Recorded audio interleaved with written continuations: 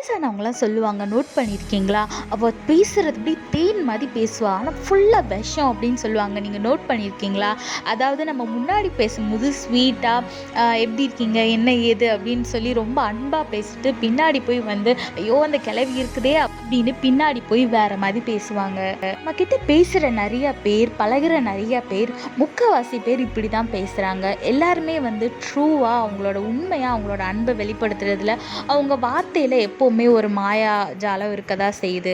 அது ஒரு காரியம் யார்கிட்டயாவது ஆகணும்னா ஐயோ எனக்கு உங்களை ரொம்ப பிடிக்கும் அப்படின்னு சொல்லிட்டு அப்படியே ரொம்ப ஸ்வீட்டாக அப்படியே தேன் மாதிரி பேசுவாங்க. ஏதாவது ஒரு காரியம் ஆனதுக்கப்புறம் அவங்க வந்து அவங்கள பற்றி வேற மாதிரி தப்பாக மற்றவங்ககிட்ட பேசுவாங்க. ஆனால் நம்ம ஏசப்பாவோட வார்த்தைகள் அப்படி கிடையாது. அவர் வந்து என்ன வார்த்தை சொன்னாலும் அது உண்மையாக இருக்கும். அவரோட வார்த்தை தேன் மாதிரி இருக்கும். வேதத்தில் பாருங்கள், சங்கீதம் 119 103 பாருங்கள், உம்முடைய வார்த்தைகள் என் நாவுக்கு எவ்வளவு இனிமையானவைகள், என் வாய்க்கு அவைகள் தேனிலும் மதுரமான இருக்கும்னு வேதத்தில் போட்டிருக்கு. ஆமாங்க, மற்றவங்களாம் நம்மக்கிட்ட அப்படியே தேனாக இனிக்கிற மாதிரி பேசுகிறது நம்மளை இம்ப்ரெஸ் பண்ணுறதுக்காகவும் நம்மளை ஐஸ் வச்சு ஒரு காரியத்தை செய்கிறதுக்காகவும் தான் வந்து நம்மக்கிட்ட அப்படி பேசுவாங்க. ஆனால் தேவன் நம்மக்கிட்ட பேசுகிற ஒவ்வொரு வார்த்தையும் தேனை காட்டிலும் வந்து ரொம்ப ஒரு மதுரமானது, ஸ்வீட்டானது அப்படின்னு வேதத்தில் போட்டிருக்கு.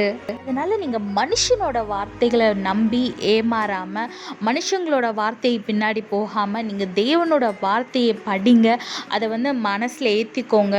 ஏன்னா ஒரு பியோரான எந்த ஒரு கலப்படமே இல்லாமல் உண்மையான வார்த்தைகள், பரிசுத்தமான வார்த்தைகள் நம்ம தேவனோட வார்த்தைகள். அதனால் தினமும் வேதத்தை வாசிங்க, வேதத்தை அனுபவித்து வாசிங்க.